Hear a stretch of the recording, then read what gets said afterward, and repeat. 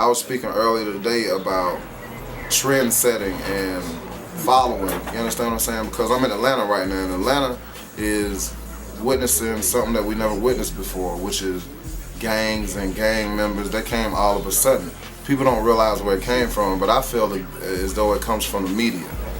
You know what I'm saying? Not any disrespect to any rappers or what have you, but say for instance, like you're one of the best rappers alive, what she called herself, Lil Wayne. What he's screaming all the time is like blood this, blood that. So now you got the young kids that don't know no better, that don't have fathers.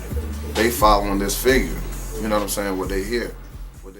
I'm a product of myself, of my own aspirations and my own dedication and discipline and focus.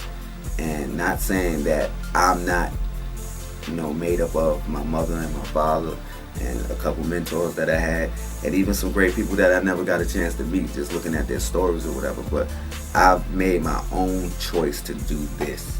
I've chose not to be on the street because I'm telling you, dead or in jail, I just never believe it till I had to tell the judge that one time. Like, Mr. Melton, you've been on probation and you've been absent for 8 years. Where you been? I've been in Georgia. I got a family. I got a job. I got some paperwork here, right here. Some good letters, character references and stuff like that. Like, and she just said, why?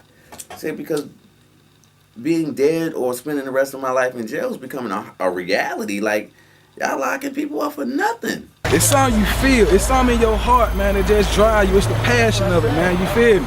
It's like just the passion of it, man. It's like with the hustling shit, man, I just feel like I'm on top of the world with this shit. It's like, goddamn, I can sell a motherfucker his own shoes back off his damn feet, man. That's how just ridiculous my hustle game is. He can have them shoes on.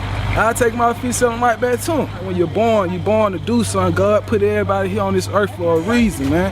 And I feel these are one of my reasons, but this is not the main reason that I'm here, though. Like, the bigger picture gonna come in the future, and I really do feel it, and I know it.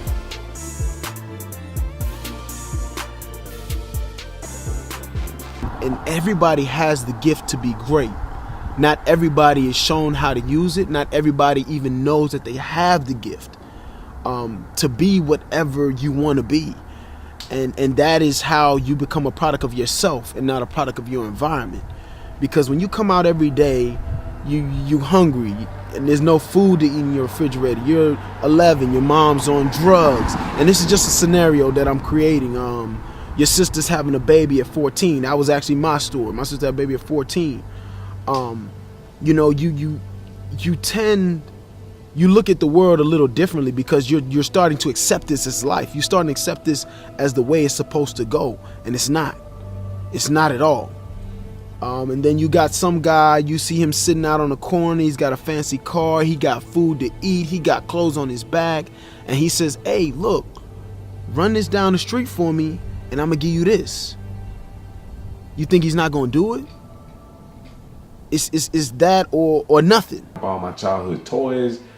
And what happened was I was at that pivotal point in my life where I was becoming a teenager, and I needed a man in my life to help me navigate through those teenage years.